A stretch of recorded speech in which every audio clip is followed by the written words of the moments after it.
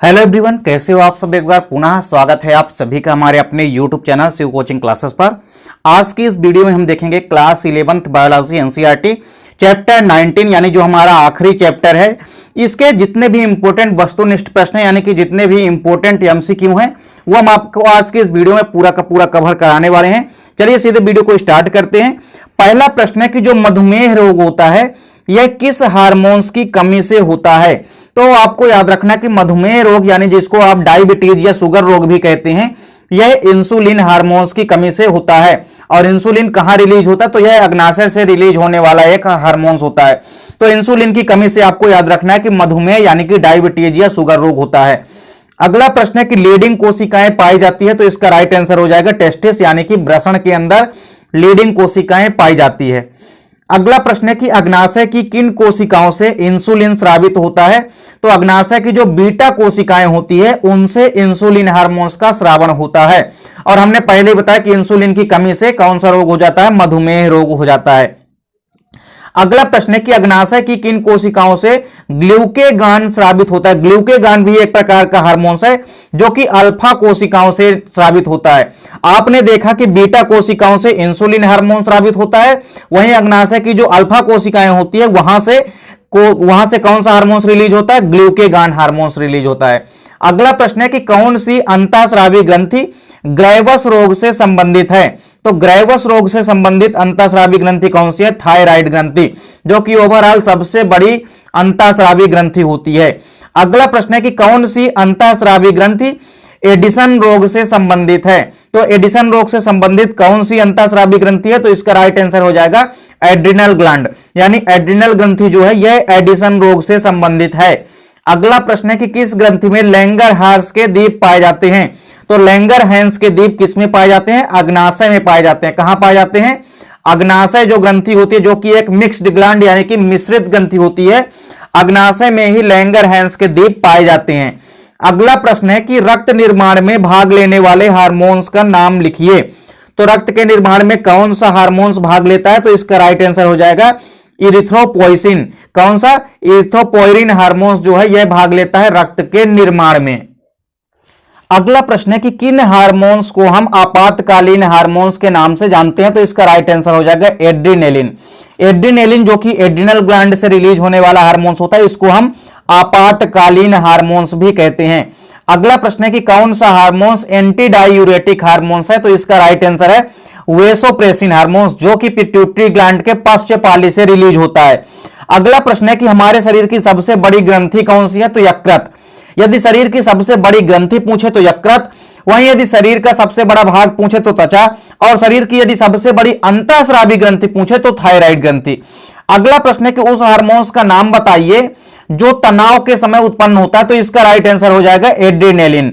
अगला प्रश्न है कि रुधिर के अंदर कैल्शियम की मात्रा को नियंत्रित करने वाले हार्मोन्सों के नाम बताना है। तो इसका राइट आंसर हो जाएगा पैराथार्मोन। पैराथार्मोन जो है जो कि पैराथायराइड ग्रंथि से रिलीज होता है, यह कैल्शियम की मात्रा को नियंत्रित करने वाला हार्मोन्स होता है। अगला प्रश्न है कि टेस्टोस्टेरोन स्रावित करने वाली कोशिकाओं का नाम लिखिए। तो टेस्टोस्टेरोन स्रावित करने वाली कोशिका कौन सी होती है, लीडिंग कोशिकाएं। लीडिंग कोशिकाओं से ही टेस्टोस्टेरोन जो कि नर में सेकेंडरी सेक्सुअल लक्षणों को रिलीज करता है, यानी जो नर में द्वितीयक लैंगिक लक्षणों का विकास करता है वो है टेस्टोस्टेरोन हार्मोन्स। और यह कहां से रिलीज होता है, यानी कहां से स्रावित होता है, तो यह लीडिंग कोशिकाओं से स्रावित होता है और लीडिंग कोशिकाएं वृषण के अंदर पाई जाती है। अगला प्रश्न है कि उस हार्मोन्स का नाम बताइए जो दुग्ध स्राव को उत्तेजित करता है। तो इसका राइट आंसर हो जाएगा लेक्टोजेनिक हार्मोन्स। कौन सा हार्मोन्स है, लेक्टोजेनिक हार्मोन्स। अगला प्रश्न है कि मनुष्य की उस ग्रंथि का नाम लिखना है जो पाचक, प्रकीर्ण तथा हार्मोन्स दोनों का स्राव करती है। देखिए यहां पे अग्नाशय, हमने इसके पहले भी आपको बताया कि अग्नाशय को हम मिश्रित ग्रंथि कहते हैं। इसको मिश्रित ग्रंथि इसलिए भी कहते हैं क्योंकि यह पाचक, प्रकीर्णों तथा हार्मोन्सों दोनों का ही स्राव करती है।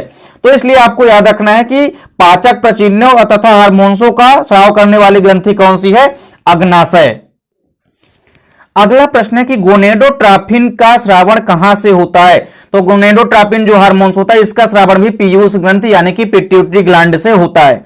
अगला प्रश्न है कि सर्टोली कोशिकाएं कहां पाई जाती है। तो वृषण के अंदर पाई जाती है और सर्टोली कोशिकाओं का काम क्या होता है? तो टेस्टोस्टेरोन हार्मोन्स को पोषण देने का काम होता है किसको? सर्टोली कोशिकाओं का। अगला प्रश्न है कि बौनापन किस हार्मोन्स की कमी के कारण होता है? तो यह थायरॉक्सिन हार्मोन्स की कमी के कारण होता है। अगला प्रश्न है कि मनुष्य में जो पैराथ हार्मोन होता है उसकी कमी से कौन सा रोग होता है? तो इसका राइट आंसर हो जाएगा हाइपोकैल्सीमिया। कौन सा रोग होता है? हाइपोकैल्सीमिया। हमने आपको पहले बताया कि पैराथ हार्मोन जो हार्मोन्स होता है ये पैराथायराइड ग्रंथि से रिलीज होता है और कैल्शियम की मात्रा को नियंत्रित करता है।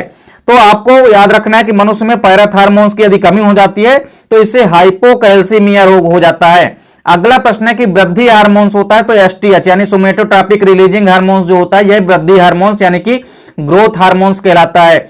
अगला प्रश्न है कि ऑक्सीटोसिन का स्रावण कहां से होता है? तो इसका स्रावण भी पिट्यूटरी ग्लैंड यानी कि पीयूष ग्रंथि से होता है। अगला प्रश्न है कि नर में द्वितीयक लैंगिक लक्षणों के लिए आवश्यक हार्मोन्स है? तो हमने आपको पहले ही बताया टेस्टोस्टेरोन हार्मोन्स जो कि लीडिंग कोशिकाओं से रिलीज होता है। अगला प्रश्न है कि मादा में द्वितीयक लैंगिक लक्षणों के लिए आवश्यक हार्मोन्स कौन सा है? तो इसका राइट आंसर है एस्ट्रोजन हार्मोन्स। अगला प्रश्न है कि कौन सी अंतःस्रावी जो ग्रंथि है वो वृद्धावस्था में निष्क्रिय हो जाती है? तो वृद्धावस्था में निष्क्रिय होने वाली ग्रंथि कौन सी होती है? थाइमस ग्रंथि होती है। तो इस प्रकार देखिए यहां पे ये क्वेश्चन आपको समझ में आ गया होगा कि कौन सी अंतःस्रावी ग्रंथि होती है जो कि वृद्धावस्था में निष्क्रिय हो जाती है। तो इसका राइट आंसर क्या है? थाइमस ग्रंथि। अगला प्रश्न है कि किस हार्मोन्स को यहां पे आपको ध्यान में रखना है कि आपातकालीन हार्मोन्स के नाम से जाना जाता है? तो हमने आपको पहले ही बता दिया कि एड्रेनालिन हार्मोन्स को। तो उम्मीद करता हूं दोस्तों वीडियो पसंद आई होगी। वीडियो पसंद आए तो लाइक और कमेंट जरूर कीजिए, साथ ही साथ दोस्तों के बीच ज्यादा से ज्यादा वीडियो को शेयर कीजिए। चैनल पे यदि नए हैं तो चैनल को सब्सक्राइब अवश्य कर लें, साथ ही साथ बेल आइकन प्रेस कर लें। मिलते हैं नेक्स्ट वीडियो में, तब तक के लिए जय हिंद, वंदे मातरम।